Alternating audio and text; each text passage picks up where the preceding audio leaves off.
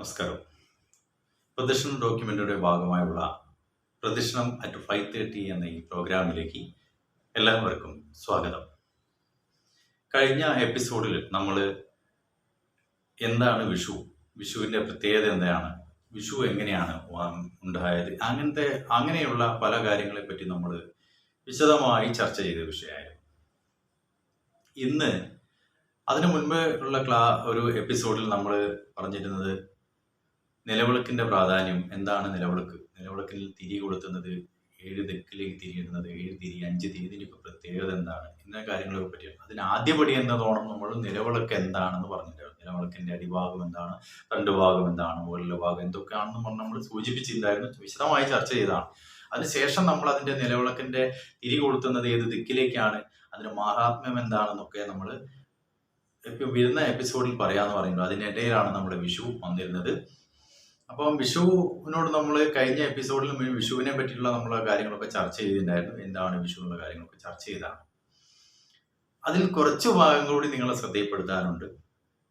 അപ്പൊ നമ്മൾ ചെയ്യുന്ന ചെറിയ തെറ്റുകൾ നിങ്ങൾ ശ്രദ്ധയിൽപ്പെടുത്താൻ വേണ്ടിയാണ് ഈ എപ്പിസോഡിൽ വന്നത്. അതുപോലെ തന്നെ ഈ ഭഗവാൻ കൃഷ്ണൻ വളരെയധികം പരീക്ഷകനാണ്. ഏത് ഭക്തനെയും ഭഗവാൻ പരീക്ഷിച്ചു മാത്രമേ ഭഗവാൻ എന്ത് ചെയ്യാറുള്ളൂ. അയാൾ എന്താണോ ആഗ്രഹിക്കുന്നത്, ആ ആഗ്രഹം ആത്മാർത്ഥമായിട്ടാണോ അയാൾ ആഗ്രഹിക്കുന്നത്, ആത്മാർത്ഥമായിട്ടാണോ അതിനുവേണ്ടി പ്രവർത്തിക്കുന്നത് എന്ന് ഭഗവാൻ വളരെയധികം പരിശോധിച്ചതിന് ശേഷം മാത്രമേ ഭഗവാൻ എല്ലാവർക്കും അനുഗ്രഹം കൊടുക്കാറുള്ളൂ. ആ ആഗ്രഹം അവർക്ക് നിറവേറ്റി കൊടുക്കാറുള്ളൂ. ശ്രദ്ധിച്ചാൽ അറിയാം, ഈ പറയുന്ന എന്നെയും ഭഗവാൻ വളരെയധികം പരീക്ഷിച്ചതാണ്. ഞാനും വലിയൊരു വിശ്വാസിയൊന്നല്ലായിരുന്നു. ഒരു 20%, 25% എനിക്ക് വിശ്വാസം ഉണ്ടായിരുന്നുള്ളൂ. പക്ഷെ വിശ്വാസം, ഞാൻ എല്ലാത്തിലും വിശ്വസിക്കുന്ന ആളാണ്. അനാചാരങ്ങളിലൊന്നും വിശ്വസിക്കുന്നില്ല. ദൈവികമായിട്ട് എല്ലാ കാര്യത്തിലും ഞാൻ വലിയൊരു വിശ്വാസിയാണ്. ഞാൻ നല്ലൊരു ദൈവഭക്തനും കൂടിയാണ്.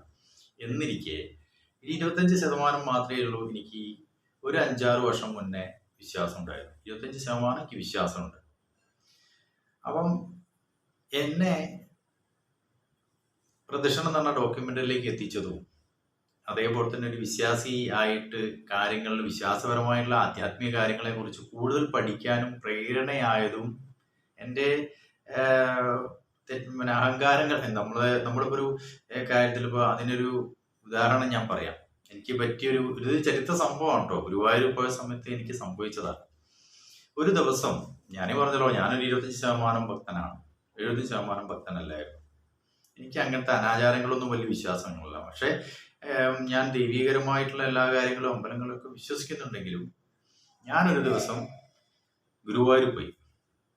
അന്ന് എൻ്റെ ബർത്ത്ഡേ ആണ്. അപ്പം ബർത്ത്ഡേ ആയതുകൊണ്ട് ഞാൻ വീട്ടിൽ നമ്മളെ വീട്ടിലേക്ക് ചെയ്യേണ്ട എല്ലാ കാര്യങ്ങളൊക്കെ ചെയ്തു. ഒരു ബർത്ത്ഡേ ആകുമ്പോൾ നമ്മൾ ചെയ്യുന്ന കാര്യങ്ങൾ എന്തൊക്കെയാണ്, അതൊക്കെ വീട്ടിലേക്ക് ചെയ്തു കൊടുത്തു. ഭക്ഷണ കാര്യങ്ങളും മറ്റുള്ള കാര്യങ്ങളൊക്കെ തന്നെ. അപ്പം ഞാൻ എൻ്റെ അമ്മയോട് പറഞ്ഞു, ഞാൻ ഇന്ന് എനിക്ക് ഭക്ഷണം അമ്മേ ഗുരുവായൂർ വെച്ചാണ്. അങ്ങനെ ഗുരുവായൂർ അപ്പൻ്റെ അടുത്ത് വെച്ചിട്ടാണ് എനിക്ക് ഭക്ഷണം. ആ ഗുരുവായൂരത്തെ അവിടുത്തെ സദ്യയെ ഞാൻ കൂടും. ഞാൻ അവിടെ നിന്നാണ് ഭക്ഷണം കഴിക്കുന്നത്. അങ്ങനെ ഞാൻ ഗുരുവായൂർക്ക് പോയി. അങ്ങനെ ഗുരുവായൂർ പോയ സമയത്ത് ഗുരുവായൂർ വിശന്നിട്ട് 12 മണി 1 മണി സമയമായിട്ടുണ്ടായിരുന്നു. അപ്പം 1 മണി സമയത്ത് അവിടെ എത്തിയ സമയത്ത് വളരെയധികം വിശപ്പുണ്ടായിരുന്നു. വിശപ്പ് എന്ന് പറഞ്ഞാൽ വളരെയധികം വിശപ്പ്. ഇനി ഭഗവാൻ പരീക്ഷിച്ചത് അങ്ങനെയൊക്കെയാണെന്നറിയില്ല. പക്ഷെ വളരെയധികം വിശപ്പ്. നമ്മളെ ബർത്ത്ഡേ ദിവസം നമുക്ക് വലിയൊരു വിശപ്പ് ഉണ്ടാകുക എന്ന് പറഞ്ഞാൽ നമുക്ക് വലിയൊരു വിഷയം തന്നെയാണ്. അങ്ങനെ ഞാൻ 3500 ആളുകൾ വരിക്ക് നിൽക്കുന്നുണ്ട്. കിഴക്കേ നട മുതൽക്ക് അങ്ങോട്ട് വരി തുടങ്ങിയിട്ടുണ്ട്.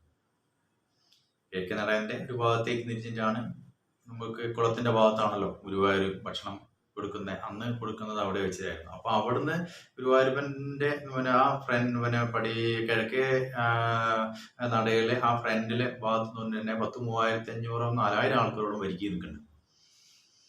ഇത് നടന്ന സംഭവമാണ്. ഞാൻ നിങ്ങളെ മുന്നിലൊന്ന് പറയാണ്. അതെന്ന് വെച്ചാൽ നമ്മള് ഓരോരുത്തരും നമുക്ക് ഭഗവാൻ പരീക്ഷകനാണല്ലോ എന്ന് പറയുന്നതിൽ എനിക്ക് പറ്റിയൊരു, എന്നെ പരീക്ഷിച്ചൊരു കാര്യം നിങ്ങളോട് ഞാൻ അവതരിപ്പിക്കുക. അങ്ങനെ ഈ 3500 ആൾ വരിക്ക് നിൽക്കുന്ന സമയത്ത് ഭക്ഷണം കിട്ടൂല എന്ന് ഉറപ്പാണ്. അപ്പൊ എന്റെ തൊട്ടുള്ളടുത്തുള്ള കുറെ ആളുകളുണ്ട്. അവര് പറഞ്ഞു, നമുക്ക് എന്തായാലും മുന്നിലങ്ങ് പോയി നിൽക്കാം. അപ്പം ഞാൻ ആദ്യം തന്നെ 12 മണി, 1 മണി സമയമായ സമയത്ത് ഗുരുവായൂരിൽ പടിഞ്ഞാറേ നടയെത്തിയപ്പം ആദ്യം തന്നെ ഭഗവാനോട് പറഞ്ഞു, ഭഗവാനെ ആദ്യം ഭക്ഷണം, എന്നിട്ട് ഞാൻ തൊഴാൻ വരാം. എനിക്ക് വിശന്നിട്ട് നിൽക്കാൻ പറ്റുന്നില്ല. അങ്ങനെ ഈ 3500 ആളടുത്ത് എന്റെ തൊട്ടടുത്തുന്ന ആള് പറഞ്ഞു നമ്മൾക്ക് മുന്നോട്ട് പോവാന്ന് പറഞ്ഞു. അവരപ്പുറം ഞാനും എന്ത് ചെയ്തു, ഏറ്റവും മുന്നിൽ പോയി. അവിടെ മുന്നിൽ നിന്ന സ്ത്രീകളും മറ്റുള്ള ആളുകളും ഒക്കെ തന്നെ ഇനി പറയാൻ വയ്ക്കാത്തതൊന്നുമില്ല. അവര് എന്നെ ഒരു അക്ഷരം മിണ്ടിയിട്ടില്ല. ഞാൻ അതിന്റെ മുന്നിൽ തന്നെ അവിടെ തന്നെ നിൽക്കുകയാണ്. എന്നെ ഒന്നും പറഞ്ഞിട്ടില്ല. പക്ഷെ ആ വന്ന് നിന്ന് അവളെ പറഞ്ഞിട്ട് അവർക്ക് നല്ലോണം ചീത്ത കേട്ടു. പക്ഷെ അവര് മുഴുവൻ അവിടുന്ന് ഇറങ്ങി പോയി. ഞാൻ അവിടെ തന്നെ നിന്നു. പക്ഷെ ഞാൻ അങ്ങോട്ട് വരി എങ്ങനെ മുന്നോട്ട് പോവാണ്. ഞാൻ അവിടുന്ന് ഒരു ഗേറ്റ് ഉണ്ട്, സെക്യൂരിറ്റിന്റെ അടുത്ത് ഒരു ഗേറ്റ് ഉണ്ട്. ആ ഗേറ്റ് കയറിയിട്ട് അങ്ങോട്ട് കയറി പോകണം മുകളിലേക്ക്. ആ ഗേറ്റിന്റെ അടുത്ത് എത്തിയ സമയത്ത് അവിടുന്ന് ഒരു തിരുമേനി വന്ന് പറഞ്ഞു, ഇനി ആർക്കും ഭക്ഷണമില്ല. ഭക്ഷണം ഞങ്ങൾ 3500 ആൾക്കുള്ളത് 4200 ആൾക്കോളം കൊടുത്തു കഴിഞ്ഞു. ഇനി ഞങ്ങൾക്ക് എന്തെങ്കിലും വേറെ എവിടെയെങ്കിലും പോയിട്ട് കൊണ്ടുവരണം, ഭക്ഷണം ഉണ്ടാക്കി കൊണ്ടുവരണം. അപ്പം അത് വലിയൊരു ബുദ്ധിമുട്ടാണ്. അപ്പം ബുദ്ധിമുട്ടെന്ന് നിങ്ങൾ ആരും ഒന്നും വിചാരിക്കരുത്. ഭഗവാന്റെ ഭക്ഷണം ഞങ്ങൾ ആവുമ്പോൾ എല്ലാവർക്കും കൊടുത്തിട്ടുണ്ട്. അപ്പം ഇന്ന് ആളുകൾ അധികമായതുകൊണ്ടാണ് ഒന്നും അപ്പം അവിടുന്ന് ഒരാള് നടന്നു വരുന്നുണ്ടായിരുന്നു. പിന്നെ ഈ ഗേറ്റിന്റെ അടുത്തേക്ക് ഉള്ളിൽ നിന്ന് പിന്നെ ഭക്ഷണം കഴിക്കാൻ പോയവരിൽ നിന്ന് ഒരാള് നടന്നു വരുന്നുണ്ട്. അദ്ദേഹം പിന്നെ തുമ്പ റോക്കറ്റ് വിക്ഷേപണ കേന്ദ്രത്തിലെ ഒരു ശാസ്ത്രജ്ഞനായിരുന്നു. പുള്ളിക്ക് എന്താ പറ്റിച്ചാല് പുള്ളിന്റെ അച്ഛൻ ഉള്ളോട്ട് പോയിട്ടുണ്ട്. അച്ഛന്റെ കയ്യിൽ മൊബൈൽ ഉണ്ടായിരുന്നു. ഗുരുവായൂർ നിങ്ങൾക്ക് അറിയാലോ, ഗുരുവായൂരും മൊബൈലൊന്നും ഉള്ളിൽ കയറ്റാറില്ല. അപ്പം ഭക്ഷണം കഴിക്കുന്ന സ്ഥലത്ത് മൊബൈൽ കയറ്റാറില്ല. അങ്ങനെ ഈ പുള്ളി പിന്നെ സാർ എന്ത് ചെയ്തു വെച്ചാൽ അച്ഛൻ്റെ മൊബൈലും വാങ്ങി തിരിച്ചു പോന്ന് അവിടെ ഈ മൊബൈലൊക്കെ സൂക്ഷിക്കുന്ന സ്ഥലങ്ങളുണ്ട്, അവിടെ ഏൽപ്പിച്ചു. അയാൾ സാർ തിരിച്ചു വന്നു. അപ്പം ഞാനും ഗേറ്റിന്റെ അടുത്ത് നിൽക്കുക. അപ്പം ഈ തിരുമേനി പോയിട്ടില്ല. ഇപ്പം തിരുമേനോട് പറഞ്ഞു, തിരുമേനി ഞാൻ അവിടുന്ന് തിരിച്ചു പോന്നതാണ്, എനിക്ക് അവിടെ ഒരു രക്ഷയില്ല. നിങ്ങൾ പോന്നിട്ടുണ്ടെങ്കിൽ ആ ഉള്ളിൽ കയറിയ ആൾക്ക് മാത്രം ഭക്ഷണമുണ്ട്, അല്ലാത്ത ആൾക്കാർക്കൊന്നും ഭക്ഷണമില്ല. നിങ്ങൾ അത് പറയരുത് എന്ന് പറഞ്ഞു. അപ്പം ഈ തുമ്പ റോക്കറ്റ് വിക്ഷേപണ കേന്ദ്രത്തിലെ ഇന്ന് സാറ് കാണുന്നുണ്ടാവും. ചിലപ്പം സാറ് എൻ്റെ നമ്പർ എൻ്റെ കയ്യിൽ നിന്ന് വിട്ടുപോയി. പക്ഷേ ഒരു 4 കൊല്ലം മുന്നേ നടന്ന സംഭവമാണ്. അപ്പൊ ഞാനിപ്പം അവതരിപ്പിക്കുന്ന വെച്ചാൽ ഭഗവാൻ എങ്ങനെ പരീക്ഷിക്കുന്നു എന്ന് നിങ്ങളെ മുന്നിൽ അവതരിപ്പിക്കാൻ വേണ്ടിയിട്ടാണ്. അപ്പം സാറ് പറഞ്ഞു, എൻ്റെ ബർത്ത്ഡേ ആണ് തിരുമേനി, എനിക്ക് ഒരു പപ്പടം തന്നെ നിങ്ങൾ തന്നാൽ മതി, ഞാൻ വളരെ സന്തോഷമാവും. കാരണം എൻ്റെ ഐഡന്റിറ്റി കാർഡ് കാണിച്ചു കഴിഞ്ഞാൽ എനിക്ക് ഇങ്ങനെ വരിക്ക് നിൽക്കേണ്ട ഒരു ആവശ്യമില്ല. എനിക്ക് ഓട്ടോമാറ്റിക് നിൽക്കാൻ എനിക്ക് ഏറ്റവും മുന്നിൽ, കാരണം ഞാൻ അത്രയും തിരക്കുള്ള സാറാണ്. അവിടെ സാറിന് ഒരു ടൈമുണ്ട്, ആ ടൈമിന് അവിടെ എത്തിയും വേണം. അത്രയും ലീവ് എടുത്ത് അത്രയും വളരെ റിസ്ക് എടുത്തിട്ടാണ് സാറും വന്നത്. അതേപോലെ തന്നെ എന്നെ പോലെ അങ്ങനെ സാർ അവിടെ നിന്ന് പറഞ്ഞു, സാർ എന്ന് വെച്ചാൽ സാറിന്റെ ഐഡന്റി കാർഡൊക്കെ എന്നെ കാണിച്ചു തന്നിട്ടുണ്ടായിരുന്നു. പക്ഷെ സാറ് സാറ് പറഞ്ഞു, ഇങ്ങനെ നമ്മൾ വരിക്കൊന്നും നിൽക്കാതെ നമ്മളെ ഐഡന്റി കാർഡൊക്കെ കാണിച്ച് നമ്മുടെ ഉള്ളിൽ കൂടെ പിന്നെ വളഞ്ഞ വഴി കൂടെ വന്ന് ഭഗവാന്റെ അടുത്ത് പോകുന്നു. ഭഗവാൻ അതൊന്നും നമ്മൾ പറയുന്നൊന്നും സ്വീകരിക്കില്ല. ഭഗവാന് കഷ്ടപ്പെട്ടിട്ട് ഭഗവാന്റെ മുന്നിൽ നിന്നിട്ട് മണിക്കൂറോളം കഷ്ടപ്പെട്ട് നിൽക്കുന്നവന്റെ വാക്ക് ഭഗവാൻ മുൻകൈ എടുക്കും. പക്ഷെ നമ്മളിത് വളഞ്ഞ വഴിയോ, നമ്മൾ എവിടെ പോയാലും മലയാളീസിന്റെ സ്വഭാവം കാണിച്ചിട്ട് വളഞ്ഞ വഴി കൂടെ വന്നിട്ട് ഭഗവാനെ തൊഴാൻ പോകുന്നത് അതൊരു ശരിയല്ലല്ലോ. ഞാൻ അതിലൊന്നും താല്പര്യം കാണിക്കുന്നില്ല ഹരി. അതുകൊണ്ട് ഞാൻ ഇവിടെ മണിക്കൂറോളം വരിക്ക് നിന്നിട്ടാണ് വന്നത്. പക്ഷെ എനിക്ക് ഈ ഒരു പ്രസാദം എനിക്ക് കിട്ടാണ്ട് പോയത് എനിക്ക് വളരെയധികം സങ്കടമുണ്ട്. തിരുമേനി എന്തെങ്കിലും ചെയ്യാൻ പറ്റുമോ? തിരുമേനി ഒരു രക്ഷയില്ല മോനെ, എന്ത് ചെയ്യാനാ? ഭഗവാനോട് പറയാ, ഇനി പിന്നെ ഞാൻ എന്നെ കൊണ്ട് ചെയ്യാൻ പറ്റാവുന്ന കാര്യങ്ങളാണ് ഞാൻ ചെയ്തു തരുന്നത്. വളരെയധികം വിഷമമായി. പിന്നെ എനിക്ക് ഭയങ്കര വിഷമമായി, കാരണം ഞാൻ അദ്ദേഹത്തിനോട് പറഞ്ഞില്ല എന്റെയും ബർത്ത്ഡേ ആണെന്നുള്ളത്. അങ്ങനെ ഞാൻ വീണ്ടും കിഴക്കേ നടയിൽ പോയി നിന്നിട്ട് അവിടെ ഫ്രണ്ടിലായിട്ടുള്ളൊരു ഹോട്ടലുണ്ട്. ആ ഹോട്ടലിൽ നിന്ന് പ്ലേറ്റിലാണ് ഭക്ഷണം. പക്ഷെ ഞാൻ എൻ്റെ ബർത്ത്ഡേന്റെ അന്ന് ഒരിക്കലും പ്ലേറ്റിൽ ഭക്ഷണം കഴിക്കാറില്ല. ഞാൻ വിഭവസമൃദ്ധമായ സദ്യയോട് കൂടിയിട്ട് നമ്മൾ എന്താ ചെയ്യാറ്, ഞാൻ ആ ഒരു സദ്യ വീട്ടിലാണെങ്കിലും എങ്ങനെയാണെങ്കിലും ആ ഒരു വിളക്കൊക്കെ കത്തിച്ച് നമ്മൾ ആ ഒരു അതിൽ തന്നെയാണ് എൻ്റെ അമ്മ എന്നെ കെയർ ചെയ്തത്. അപ്പം അവിടെ പോയപ്പോൾ പ്ലേറ്റിലാണ് ഭക്ഷണം. അപ്പം ഞാൻ പൈസ അടച്ചിട്ടാണ് അവിടെ പോയി ഇരുന്നത്. പക്ഷെ ഞാൻ അവിടെ ഭക്ഷണം കഴിച്ചില്ല. ഇത് നടന്ന സംഭവമാണ്, ഒരു ചരിത്ര സംഭവമാണ് നിങ്ങളോട് അവതരിപ്പിക്കുന്നത് വെച്ചാല് അതിന്റെ സമയം ഇപ്പോഴാന്ന് തോന്നുന്നു. 4 വർഷം മുന്നേ നടന്ന സംഭവമാണ്. അങ്ങനെ ഞാൻ അവിടുന്ന് എണീറ്റു. ഭക്ഷണത്തിന്റെ ബില്ല് എടുത്തപ്പോൾ പിന്നെ സപ്ലയറിനോട് ചോദിച്ചു, നിങ്ങൾ പൈസ അടച്ചാൽ എന്തിനാ ഈ പൈസ ഒക്കെ ഒഴിവാക്കുന്നത്, നിങ്ങൾ ഭക്ഷണം കഴിക്കാണ് പോകുന്നത്, ഇവിടെ ഇരിക്കുമെന്ന് പറഞ്ഞു. ഞാൻ പറഞ്ഞു വേണ്ടെന്നാണ്, എനിക്ക് ഭക്ഷണം വേണ്ടെന്നാണ്. എനിക്ക് ഭഗവാനോടൊരു ദേഷ്യവും. കാരണം ഭഗവാനെ ഞാൻ ഇത്രയും കഷ്ടപ്പെട്ട് ഇവിടെ വന്നിട്ട് ഒരു പിടി ഭക്ഷണം പോലും ഭഗവാൻ തന്നില്ലല്ലോ എന്നുള്ളൊരു ഭയങ്കര ഒരു പ്രയാസം ഭഗവാനോട്. ഭക്തിയല്ല അപ്പം വരുന്നത്, ദേഷ്യമൊക്കെയാണ് വരുന്നത്. ഭഗവാനോട് ഭയങ്കര ഒരു ശത്രുതാ മനോഭാവമൊക്കെ അപ്പം വരുന്നത്. അപ്പം ഞാൻ പിന്നെ അങ്ങനെ എണീറ്റു. വളരെയധികം വിഷമത്തോട് കൂടിയിട്ട് ഞാൻ കിഴക്കേ നടയിലെത്തി. കിഴക്കേ നടയിലെത്തിയപ്പോൾ ഉണ്ട് ഞാൻ അവിടെ ഇങ്ങനെ നിന്നപ്പോൾ ഭഗവാനെ വെറുതെ കൈകൂപ്പിപ്പോയി ഭഗവാന്റെ മുന്നിൽ. ഭഗവാൻ വലിയൊരു പരീക്ഷണമായിപ്പോയല്ലോ ഭഗവാൻ എന്ന് പറഞ്ഞു. അപ്പൊ അങ്ങനെ നിൽക്കുന്ന സമയത്തുണ്ട് ഈ തുമ്പ റോക്കറ്റ് വിഷയാണത്തിൽ കേരളത്തിലെ ശാസ്ത്രജ്ഞനായ സാറ് എന്നോട് ഹരി ഇവിടെ വന്നു. ഇയാൾ ഭക്ഷണം കഴിച്ചു ചോദിച്ചു. ഞാൻ പറഞ്ഞു സാറേ ഭക്ഷണം കഴിച്ചില്ല, ഞാൻ അവിടെ പോയി ഇരുന്നു, ഞാൻ അവിടെ പൈസ ഒക്കെ അടച്ചു, ഞാൻ എണീറ്റ് പോകുന്നു സാർ. ഞാൻ അവിടെ പ്ലേറ്റിൽ ഭക്ഷണം ആയതുകൊണ്ട് എനിക്ക് ഭക്ഷണം കഴിക്കാൻ തീരെ താല്പര്യമില്ല, ഞാൻ മേലയിലാണ് അന്നേ കഴിക്കാറുള്ളത്. നീ ഇങ്ങ് വാണോ, ഞാൻ ഹരി ഇങ്ങ് വാ, നമുക്ക് ഇവിടെ ഒരു ഹോട്ടലുണ്ട്, ഇവിടെ നോക്കട്ടെ എന്നാണ്. അങ്ങനെ അവിടെ ഒരു പട്ടന്മാരെ ഒരു സമുദായത്തിൽപ്പെട്ട ഒരാളുടെ ഹോട്ടലുണ്ട് കിഴക്കേ നടയിൽ. അവിടെ പോയിട്ട് സാറിന്റെ അന്നേത്തെ 385 രൂപ സാർ കൊടുത്തു. വിഭവസമൃദ്ധമായ പായസടക്കമുള്ള വിഭവസമൃദ്ധമായ സദ്യ സാർ ഓർഡർ ചെയ്തു. അവിടെ ഞങ്ങളവിടെ പോയപ്പോൾ വളരെ വിഭവസമൃദ്ധമായ സദ്യ തന്നെയാണ്, ആ വിഭവങ്ങളും ഉണ്ട് സാറേ. അത് അങ്ങനെ ഞാനും സാറും അവിടെ പോയി ഇരുന്നു. സാറ് വന്ന് ഇരിക്കും, എന്നോട് പറഞ്ഞു പൈസ കൊടുക്കാൻ, അരി കൊടുക്കാൻ ഞാൻ സമ്മതിക്കില്ല, അത് ഉറപ്പുണ്ട്, അത് ഞാൻ എന്താന്നുള്ളത് കൊടുക്കാൻ പറ്റാത്തത് എന്താന്നുള്ളത് ഞാൻ ഇരിക്കുമ്പോൾ പറയാമെന്ന്. അങ്ങനെ ഞാനും കൂടെ പോയി അവിടെ ഇരുന്നു. സാറിന് എന്നെ വലിയ താല്പര്യവും വലിയൊരു സ്നേഹവും സാറിനോട് ഓവറായിട്ട്. അങ്ങനെ സാറിന്റെ മനസ്സിലെന്താ വെച്ചാൽ ഞാൻ ഗുരുവായൂരപ്പ എനിക്ക് ഭക്ഷണം തന്നില്ലെങ്കിലും ഞാനൊരാൾക്ക് ഭക്ഷണം വാങ്ങി കൊടുക്കാനുള്ള ഭാഗ്യം ഉണ്ടായല്ലോ ഗുരുവായൂരപ്പ എന്നുള്ള സാറിന്റെ മനോഭാവം മനസ്സിലൊക്കെ തന്നെ. പിന്നെ എന്തോന്നറിയില്ല, എന്നോട് വലിയൊരു താല്പര്യം സാറിന്. കാരണം എന്താന്നറിയില്ല, എങ്ങനെയാണെന്നറിയില്ല, ഒരു പരിചയമില്ലാത്ത സാറ് ഞങ്ങൾ പെട്ടെന്ന് ഒരു വലിയൊരു മാനസികമായിട്ടോ ഒരു വലിയൊരു ബിഹേവിയർ, സാറിന്റെ ബിഹേവിയർ നമുക്ക് ഇഷ്ടപ്പെടുന്ന ഒരു രീതിയിലേക്ക് സാറിന്റെ ക്യാരക്ടറായിരിക്കുമ്പോൾ നമ്മൾ ആകർഷിച്ചിട്ടുണ്ടാവും.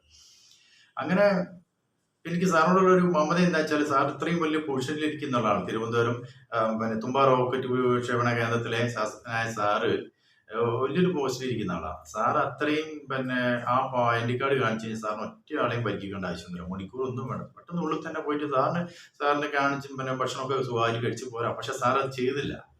അവിടെയാണ് സാറിനോടുള്ള റെസ്പെക്ട് നമുക്ക് വരുന്നത്. കാരണം സാർ എന്ത് ചെയ്തു, ഇത്ര 3 മണിക്കൂറോ 4 മണിക്കൂറോ 5 മണിക്കൂറോ ആയിക്കോട്ടെ, ഞാനിവിടെ വരിക്ക് നിന്ന് ഭഗവാന്റെ ഒരു പിടി ഭക്ഷണത്തിനും ഭഗവാനെ തൊഴാനും വേണ്ടി ഞാൻ നിന്നോളാം.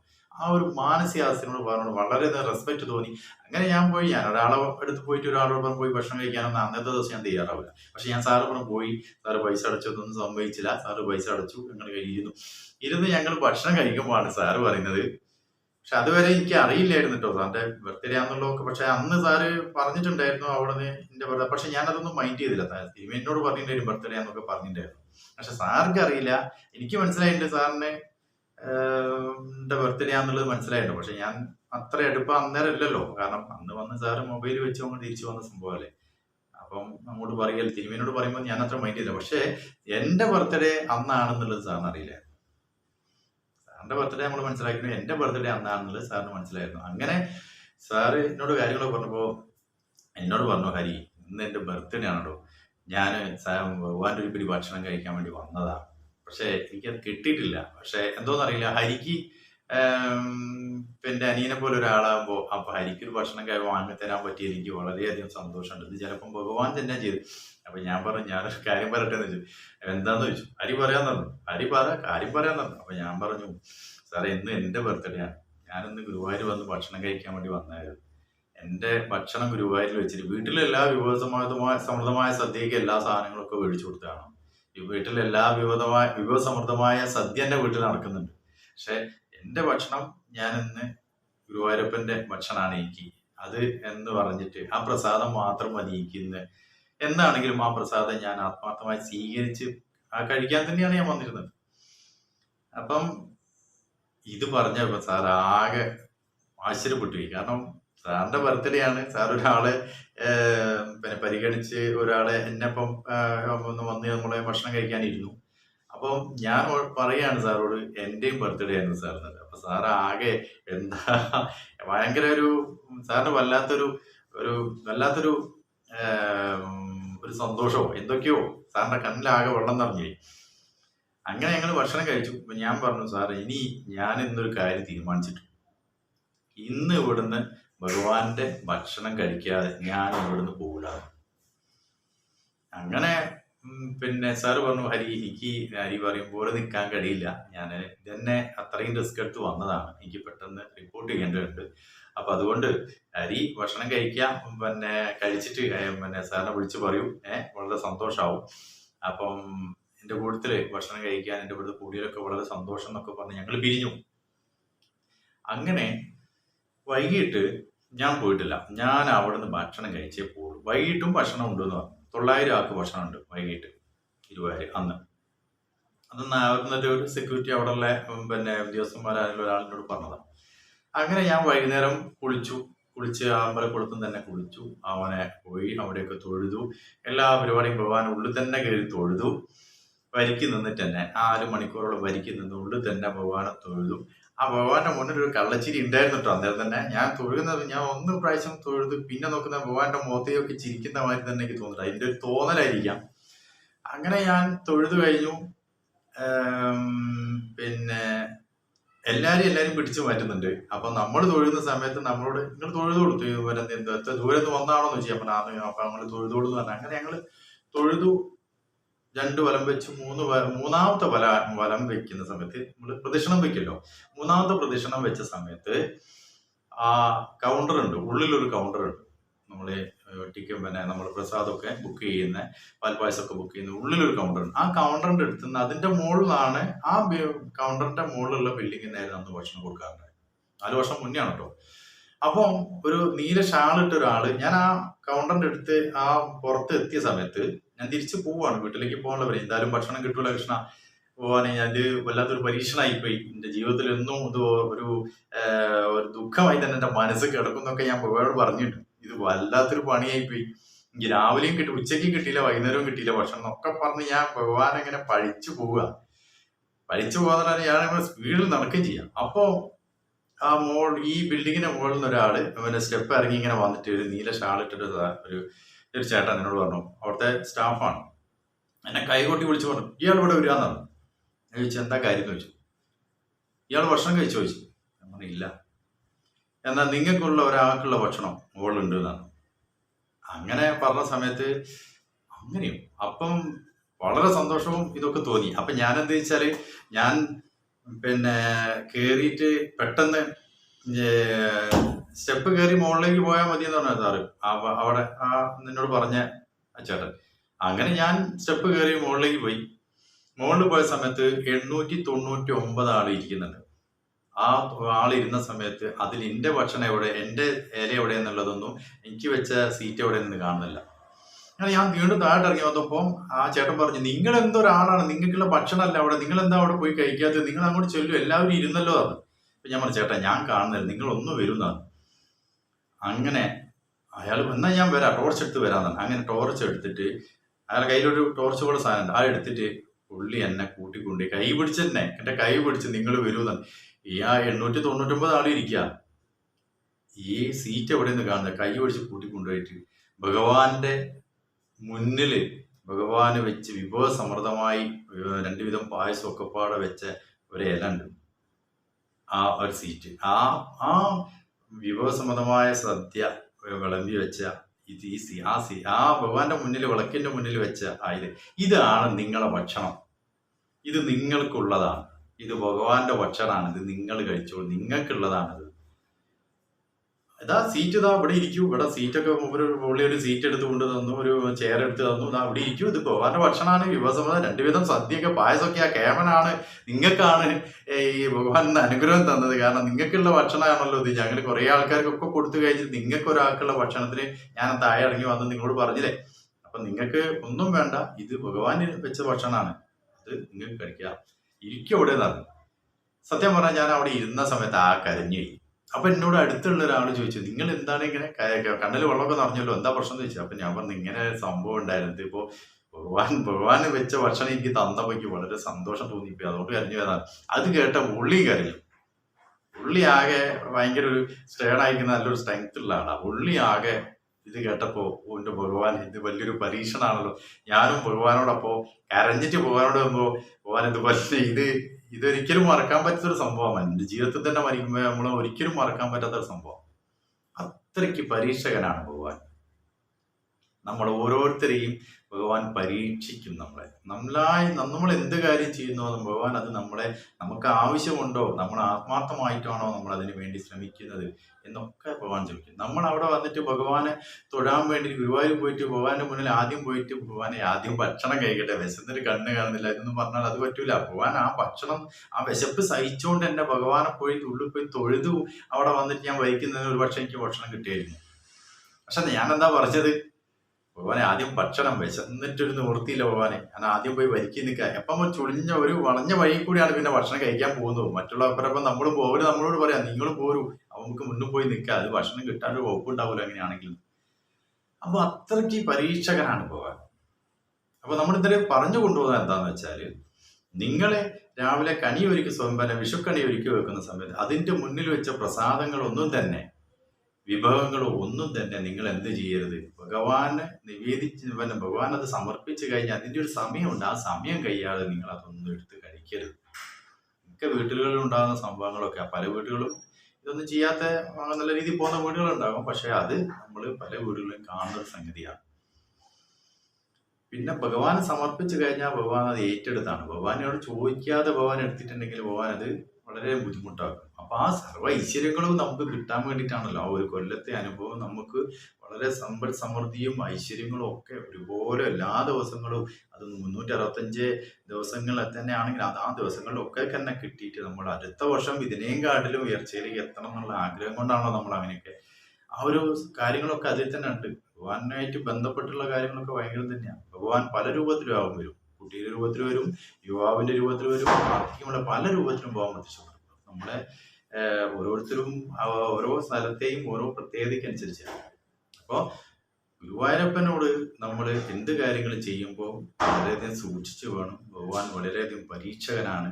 ഭഗവാന്റെ പരീക്ഷണത്തിൽ വിജയിച്ച ഓരോ വ്യക്തികൾക്കും ഭഗവാൻ അനുഗ്രഹിച്ചിട്ടുണ്ട്, വേണ്ടുവോളം കൊടുത്തിട്ടുണ്ട്, വാരിക്കോരി കൊടുത്തിട്ടുണ്ട്.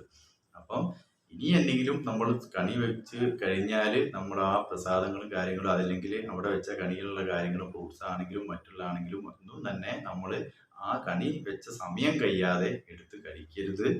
പിന്നെ നമ്മൾ അവിടെ നമ്മൾ കണി വെച്ച് കഴിഞ്ഞാൽ നമ്മൾ അതിന് അമ്മയാണ്, വീട്ടിലെ പ്രായമുള്ള അമ്മയ്ക്കും അച്ഛനൊക്കെ പ്രാധാന്യമുണ്ട്. അച്ഛനാണ് ഈ എല്ലാവർക്കും നാണയങ്ങളൊക്കെ കൊടുക്കും, അങ്ങനത്തെ കാര്യങ്ങളൊക്കെ നടക്കുന്നുണ്ട്. അപ്പം ഇത്രയും കാര്യങ്ങൾ നമ്മൾ ശ്രദ്ധിക്കണം. അപ്പം നമ്മുടെ ലൈഫിൽ സംഭവിച്ചൊരു കഥ നിങ്ങൾക്ക് പറഞ്ഞു തന്നു. ഞാൻ ഇതിൻ്റെ ഗുരുവായൂരപ്പൻ്റെ പരീക്ഷണത്തെ പറ്റിയാണ് നിങ്ങൾക്ക് സൂചിപ്പിച്ചത്. ഈ വീഡിയോ നിങ്ങൾക്ക് ഇഷ്ടപ്പെട്ടിട്ടുണ്ടെങ്കിൽ നിങ്ങളത് ഷെയർ ചെയ്യുക. നമ്മളെ പ്രതിഷ്ഠ ഡോക്യുമെൻ്ററിയുടെ ചാനലാണിത്, അത് നിങ്ങൾ സബ്സ്ക്രൈബ് ചെയ്യുക, ബെൽബട്ടൺ ക്ലിക്ക് ചെയ്യുക. നിങ്ങളെ താല്പര്യമുള്ളവർക്ക് ഇനിയും ഇതേപോലുള്ള നല്ല പ്രോഗ്രാമുകളും നമ്മുടെ സമൂഹത്തിലെ വിശ്വാസങ്ങളിലുള്ള അനാചാരങ്ങളെയും പറ്റി പറയാനാണ് ഈ ഒരു എപ്പിസോഡ് നമ്മൾ തുടങ്ങിയതും ഈ പ്രോഗ്രാം നമ്മൾ തുടങ്ങിയതും. അപ്പോൾ ഈവനിങ്ങിലാണ് ഈ പ്രോഗ്രാം നമ്മൾ വിടാറ്, അതുകൊണ്ടാണ് ഇതിന് വേണ്ടിയിട്ട് പ്രദക്ഷിണം മറ്റു 5:30 എന്ന വെച്ചിട്ടുള്ളത് പേര് വെച്ചത്. അപ്പോൾ എല്ലാവർക്കും വളരെയധികം നല്ല ഒരു വിഷു ആശംസകൾ പറഞ്ഞുകൊണ്ട് നിർത്തുന്നു. നന്ദി, നമസ്കാരം.